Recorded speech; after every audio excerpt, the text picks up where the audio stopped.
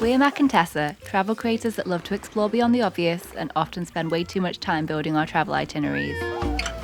We finally pulled off our dream road trip in Italy after 6 years of talking about it. This trip was everything we'd hoped for. Delicious food, beautiful drives, and getting lost in the charm of southern Italy. Stick around until the end. Mack's got a surprise he's been keeping under wraps. This is our postcard from Puglia. Puglia is in the south of Italy, and it's the heel of the boot. It's famous for orecchiette-shaped pasta. It's the birthplace of burrata cheese, and it's home to over 60 million olive trees, producing about 40% of Italy's olive oil.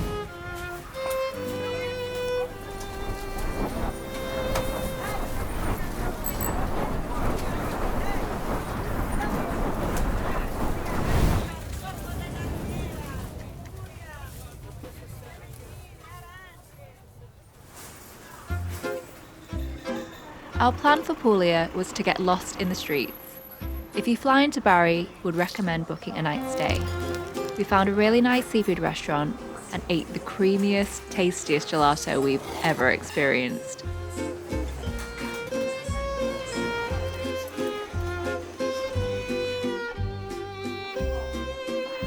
But the real reason we were here was to meet the pasta nonnas.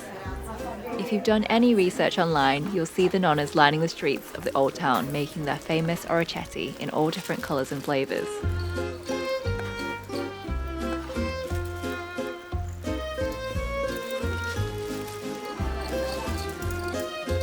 It's not only a great opportunity to take photos, but also to carb load.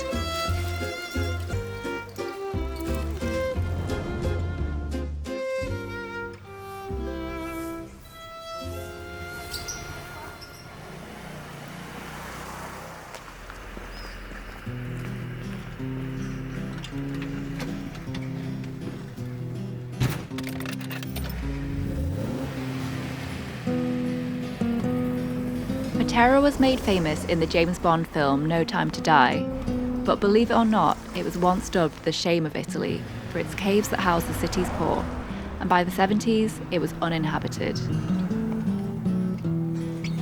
Today, it's a UNESCO World Heritage Site filled with great restaurants and bars serving contemporary takes on traditional Italian flavours.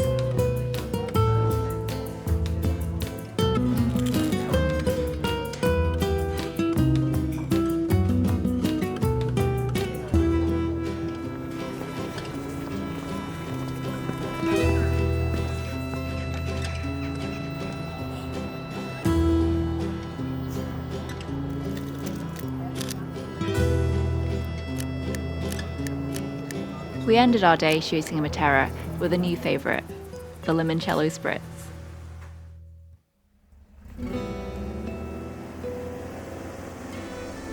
The next day was a full day of exploration. There are so many towns to choose from in Puglia that having a car is essential if you want to explore like we did. First for lunch, we visited Martina Franca, a charming ancient white town with plenty of food options.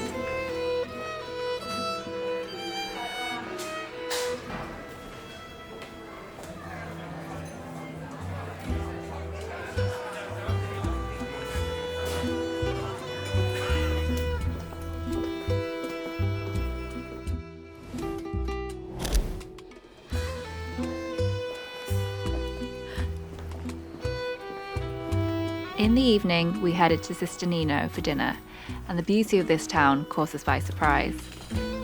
It's famous for its eat-in butcher restaurants, where you select all of your meat from a butcher and they cook it to your liking.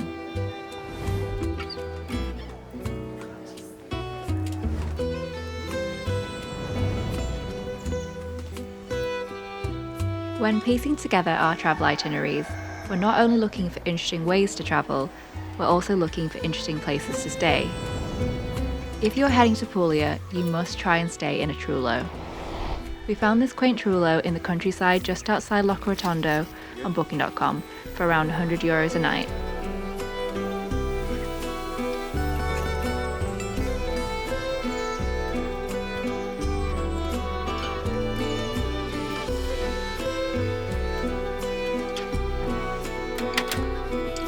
those wondering about the convertible, we went for a 1970s Alfa Romeo Spider, which we rented for €330 per day.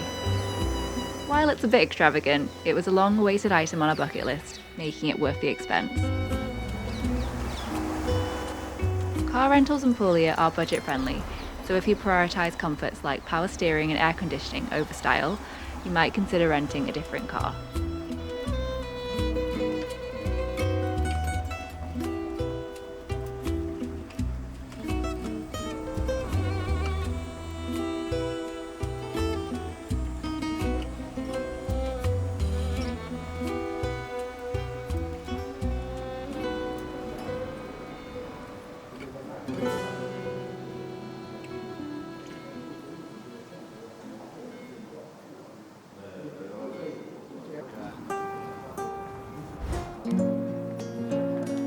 On our final morning, we visited Locorotondo, a whitewashed circular town with a web of flower-draped streets. We wish we could have stayed longer, to be honest.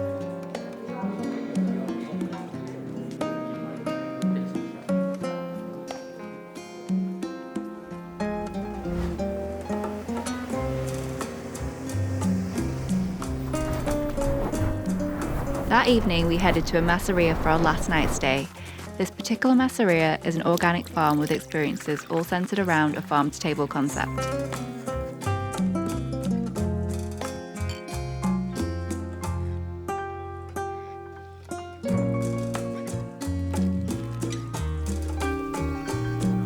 There were so many parts of this masseria to explore.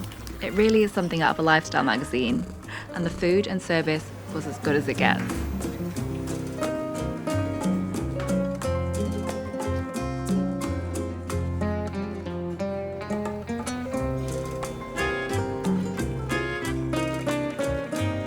We'd heard a lot about Puglia, and having visited, we fell in love with the beautiful towns, great food, and laid-back approach to life. Our only problem with it was that 5 days just wasn't enough.